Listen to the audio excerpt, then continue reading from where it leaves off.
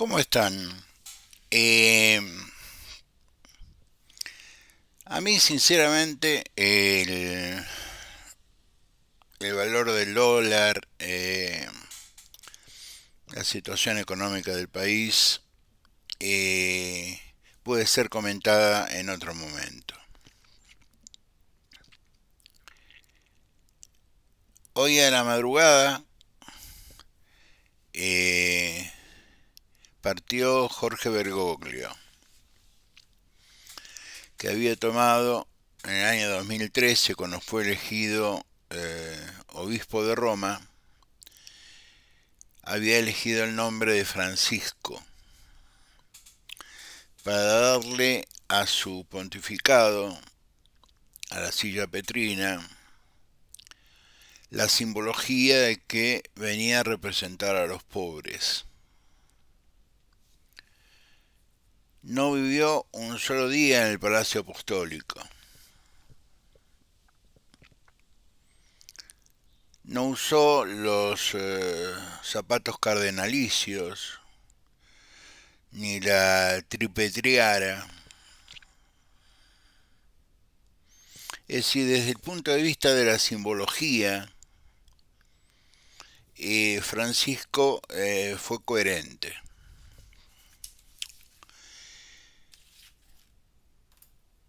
¿Fue coherente con la iglesia? No, fue coherente con su vida. Y su vida fue la vida de un pastor, un jesuita, teológicamente muy bien formado, un hombre que tenía una condición insospechada de humildad, que muchas veces es, eh, por algunos despistados, confundida con la soberbia. En un mundo materialista, en un mundo donde cuánto tienes, cuánto vales, un hombre humilde que decía cosas que a mí me resultaron absolutamente razonables con el mensaje cristiano original, generó mucho enojo. Pues no era un sacerdote que decía cosas desde un púlpito en una iglesia perdida en algún lugar del mundo. Era el jefe de la iglesia más extendida del orbe, y desde ese púlpito, desde ese lugar, Francesco mantuvo su coherencia.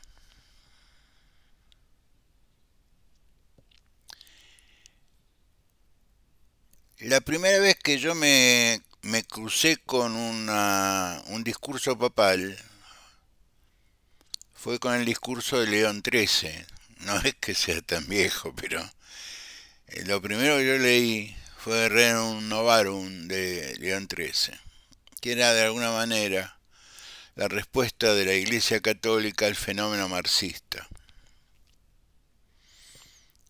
Un texto que se lo recomiendo a los católicos porque es un texto de una enorme sabiduría, de una enorme sabiduría.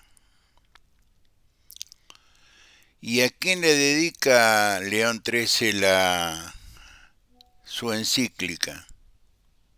A María, a la Virgen, a la traducción griega del término virgen, que es jovencita.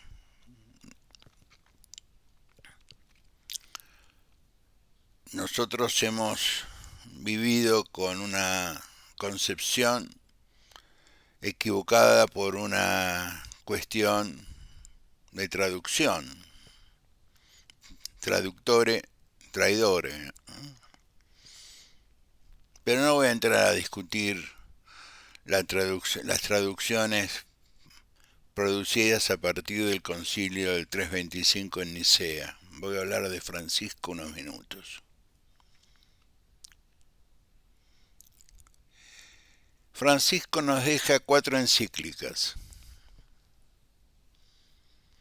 extraordinarias desde no se lo mire. Dilexis Dei fue la última. Dilexis Nos, 2024. Pero la primera, Lumen Fidei, definió su papado. Lautaro Si y Fratelli Tutti, hermanos todos. El Papa que se preocupó por el medio ambiente, el Papa que no cuestionó la vida privada de la gente, el Papa que redujo su pontificado a los principios generales de la Iglesia cristiana, quizás no de la católica, pero sí de la cristiana. Un hombre que definió con absoluta claridad que él no era un príncipe, como se consideraba a los obispos de Roma, a los papas, hasta el propio Benedicto. Era un pastor.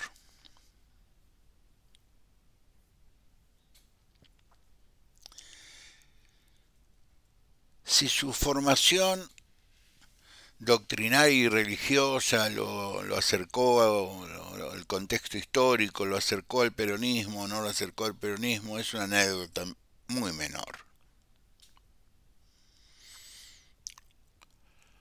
A mí me pareció un tipo coherente.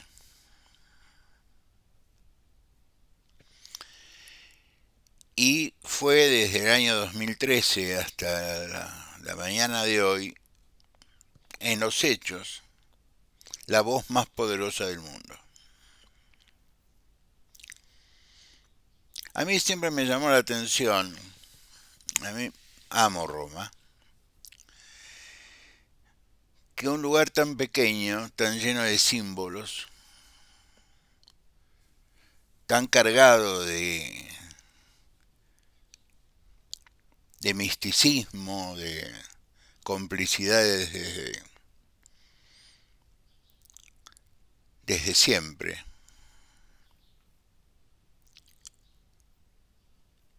tuviera como su último habitante a un argentino que no volvió a la patria.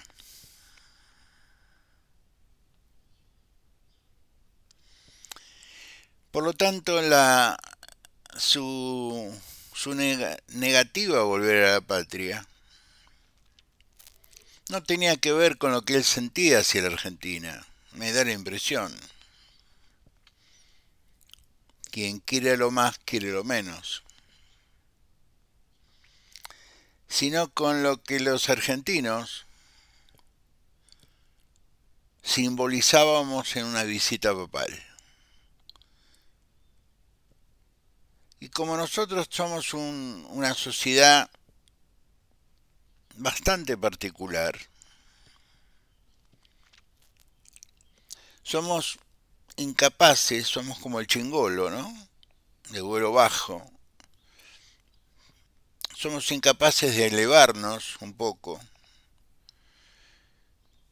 y no dar connotaciones a la visita de un pastor a su lugar de origen.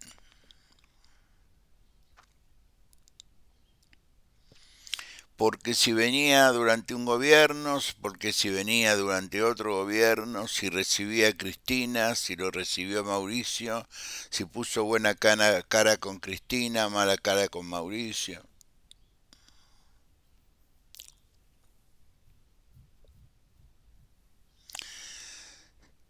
si lo recibió a Milei o no lo recibió a Milei.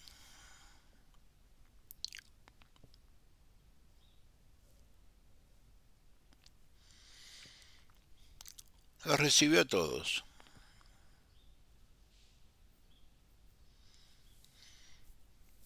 Habló con Zelensky.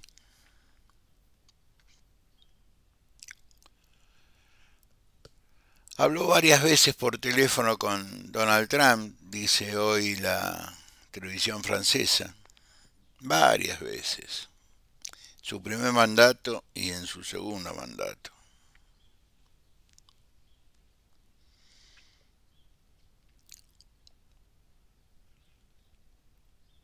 Un hombre que agonizaba, que sabía evidentemente que agonizaba, ayer salió al balcón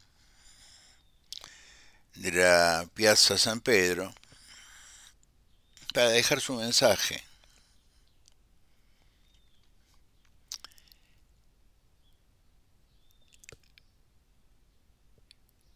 Que leyó el canciller, es decir, que leyó el maestro de ceremonias. Y expresó ahí sus preocupaciones por un creciente antisemitismo en el mundo, porque él le hablaba al mundo. Pedía por los palestinos, y esto va a generar un enorme rechazo en algunos sectores. Entonces, yo me adelanto, porque yo los quiero mucho a todos ustedes, para hacerles una advertencia. A los aspectos históricos, los palestinos vendrían a ser los cananeos y los judíos vendrían a ser los hijos de la tribu de Judá. Judá fue el que peleó con Dios, por lo tanto le cambiaron el nombre y lo llamaron Israel, el que pelea con Dios. Por lo tanto, los palestinos y los judíos son primos hermanos. Yo diría más, son hermanos. ¿Qué los dividió? La mala gestión de Gran Bretaña en la división de Palestina, la necesidad de resolver el problema judío, como se decía, cuando se hablaba de los sobrevivientes de los campos de concentración en Polonia, Alemania y otros lugares de Europa, una vez terminada la guerra, el problema judío. Y ahí estaba Palestina, ahí estaba Jerusalén.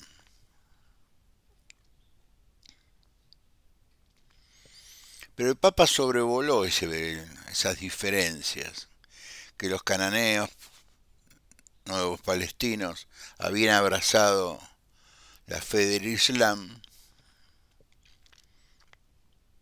que reconocen los mismos principios que los cristianos, que los católicos. La única diferencia es que Jesús no es el Hijo de Dios, sino es un gran profeta, el último, como Mahoma. Y que María es María, la madre del profeta.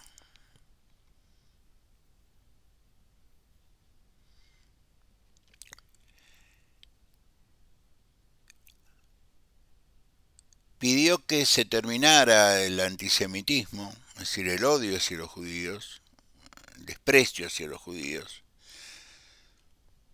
tan metido en el mundo occidental a partir de un falso catecismo. A Cristo lo mataron los judíos. No me acuerdo de eso lo que nos decían en catecismo a nosotros.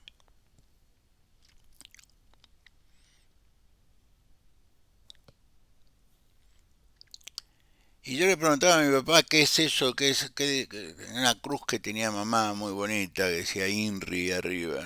Jesús Nazareno, rey de los judíos, contestaba papá. Entonces, me parecía extraño que los judíos mataran a su rey.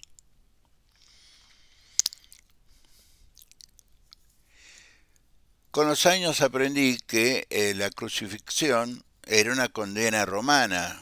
Los judíos, la condena de los judíos era apedrearte. Así mataron a tantos. El que esté libre de pecado, que arroje la primera piedra. Eso viene maravillosamente a cuento de lo que se va a decir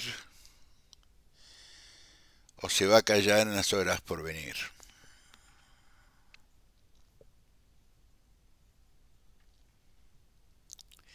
Va a ser sepultado en Santa María Mayor. Santa María Maggiore. Una, una iglesia está fuera del Vaticano, como ciudad. No está a extramuros de Roma, está fuera del Vaticano. Eh, que es una iglesia muy antigua, la mayor,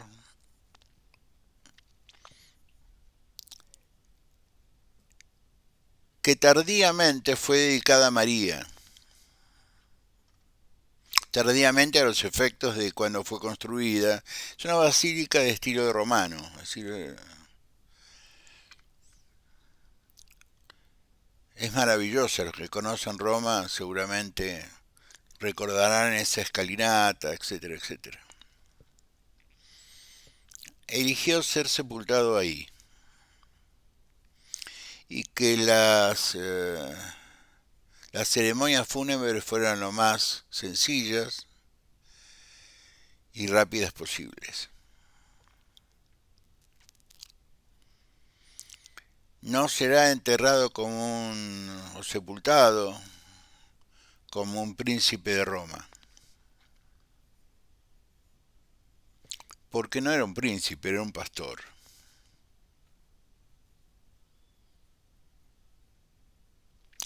Y en un mundo que se está desgarrando en Ucrania, que se está desgarrando en el Yemen, que se amenaza desgarrarse en Finlandia, los rusos están amenazando a Finlandia, lo que sería una guerra con Europa. En un mundo donde el egoísmo y el materialismo se ha hecho la letra común de todos nuestros discursos, cuánto es la inflación, cuánto es el valor del dólar.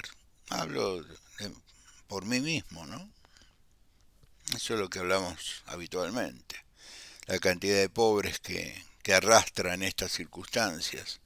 Si las decisiones técnicas, ponele, a cuánta gente afecta, a esa gente que no tiene retorno.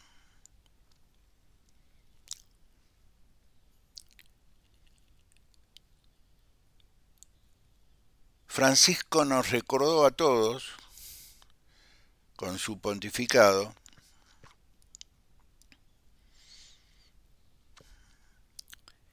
que la humildad, vista esta como un mensaje, como una necesidad de vida, como un objetivo de vida, no estaba exento de severidad, de inteligencia, de tener la suficiente capacidad como para destacar los errores de la sociedad que te rodea, sin juzgarlos, simplemente destacándolos.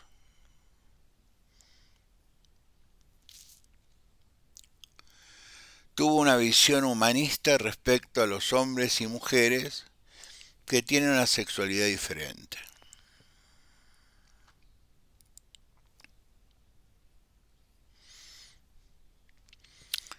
Si yo tuviera que definirlo con muchísimo respeto, yo diría, y he conocido a muchos, por mi trabajo he conocido a muchos jesuitas, Era el más jesuita de los jesuitas.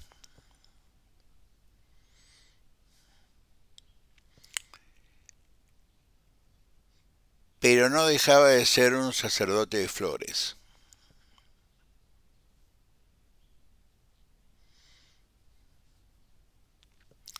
Nunca entendimos del todo esto de usar los mismos zapatos, tomar mate,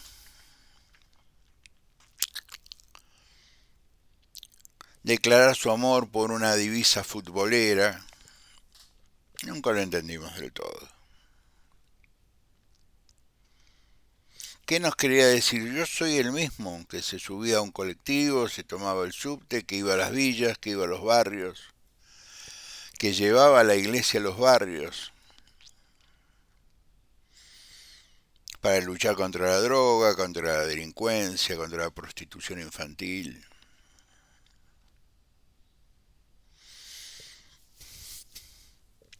Fue un buen hombre. Debería ser suficiente, pero nunca lo es.